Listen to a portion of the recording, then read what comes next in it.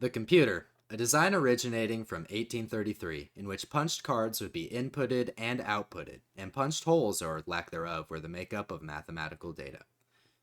This design progressed to utilize electricity via the transistor, a switch in a circuit which could either be on or off, mirroring the operation of punched holes. This null or full structure laid the groundwork for the binary/bit structure that is used in the input, processing, output, and storage of computers. Microsoft was founded with the vision of a computer on every desk and in every home running Microsoft software. Bill Gates.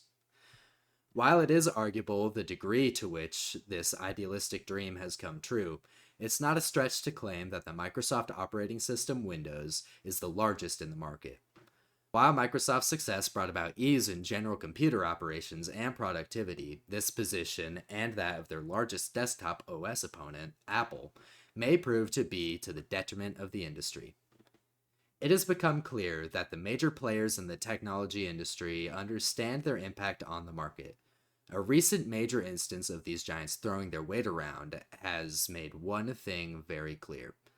The modern day market for technology aims to take control out of the user's hands by making hardware and software less accessible at the expense of repairability and upgradability.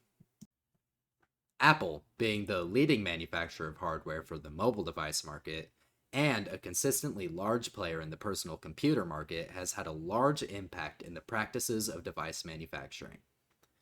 In the mobile device industry, features like styluses, removable back panels, and batteries were featured less, as other device manufacturers sought to mimic the solid all-in-one design of the iPhone.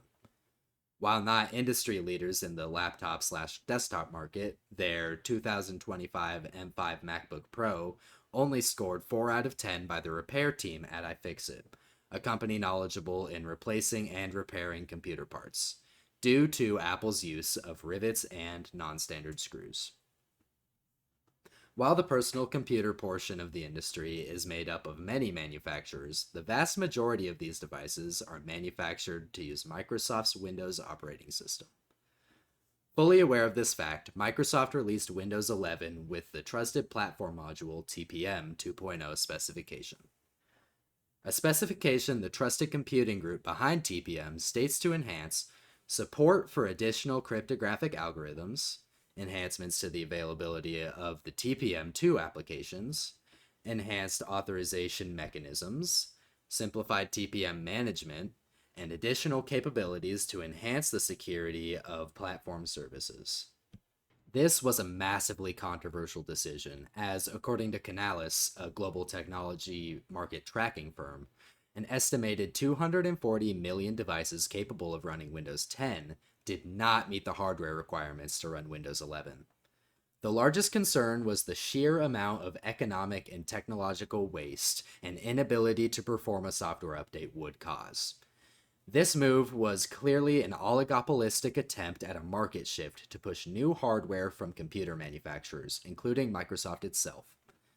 This decision meant millions of people were faced with the choice of buying a new computer, likely to dispose of their old one or remain on Windows 10. In a cut and dry example of planned obsolescence, security and quality updates were scheduled to no longer be produced for the operating system. And the choice many people made was obvious. Or at least, they seemed to be the only choices. I'm the owner of a gaming desktop computer, boasting not impressive but respectable performance, which came with a free installation of Windows 10. That being said, my computer was incapable of using this new operating system. It was not only frustrating but concerning. I feared that as the years would go by, support for the operating system would become scarce, and I too would be forced to buy a new system. This is when I discovered the technological niches of open source and modularity. Open source is a term used to describe computer software which shares the application's raw code with the public, meaning it is free and available to be downloaded, modified, or used in separate projects.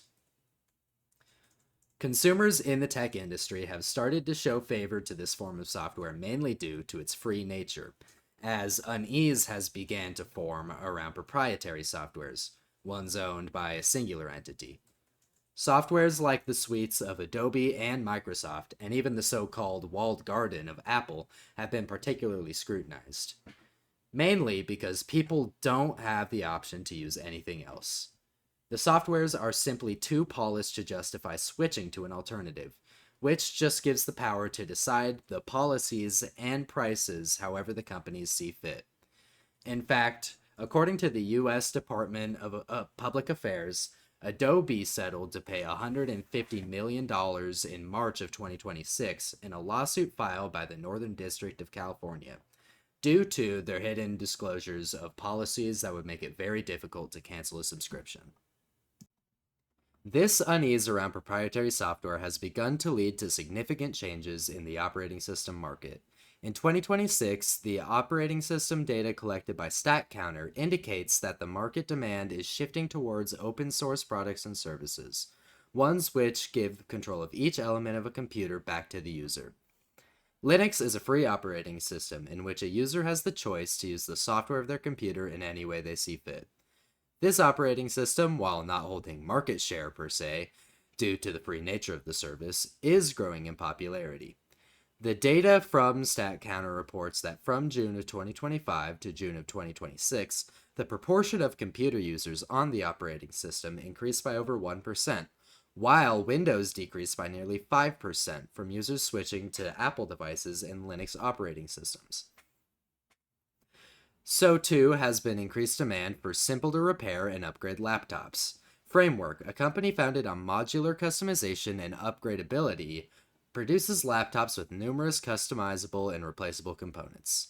Framework states on their website to sell components for their laptops directly to consumers with installation guides. On the Framework 13 Pro page, they go in depth on the specifics of every part of the laptop ownership process. They state that when repairing a Framework laptop, the components have QR codes which lead you to their guides for those parts. Great care was also taken by the team to make these components removable by a single kind of screw only, and they provide you with the very screwdriver you need in the box. On the sides of the laptop are modules that can be removed and switched at will. Their list of modules include USB-C, USB-A, audio jacks, DisplayPort, HDMI, microSD, SD, and Ethernet. Continuing with these practices, Framework was able to release a lightweight aluminum laptop, the Framework 13 Pro, a computer capable of competing with the likes of the MacBook Pro and Windows laptops such as the Lenovo Yoga, not just in looks but in performance as well. That's not a simple claim or opinion either. iFixit gave it a 10 out of 10 in repairability, and respected neutral voices in the technology community, Linus Tech Tips and Marcus Brownlee, share the perspective that the Framework 13 Pro is an all-around solid laptop, except for one caveat: the price. No matter how you customize your specifications, you will be paying upwards of $1,000 to nearly $3,000, making it clear that this is a laptop for early adopters who believe in the vision, and not yet a market-shifting product. Despite this, the laptop is an impressive feat because it proves that in the nearly 7 years that Framework has existed, they were able to progress towards their mission statement: to end the disposability of consumer electronics, and compete with hardware manufacturers who have been in the industry for decades. It is valid to claim that consumers in the market simply want devices that work and feel new, and that is what the large companies in the industry can provide. Apple continues to produce products under their clean all-in-one design structure, a mindset not just for the design of a singular product, but for the wider seamless experience in the Apple ecosystem they hope to produce. It is also valid to say that the Windows and Microsoft software did make it to nearly every desk in the world, and that they are what millions of people have come to know.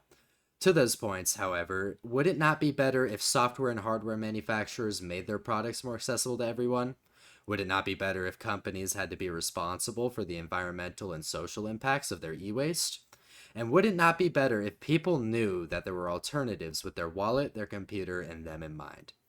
Modularity and open source software are the clear solution. No company can massively shift the industry with an update to their operating system, or plan obsolescence in their hardware, or corner you into continuing to subscribe to a software service. The technology market wants to take control out of the user's hands, and it can be taken back by pushing forward for repairability and upgradability. Bum do, bum do, bum do, bum do, bum do, bum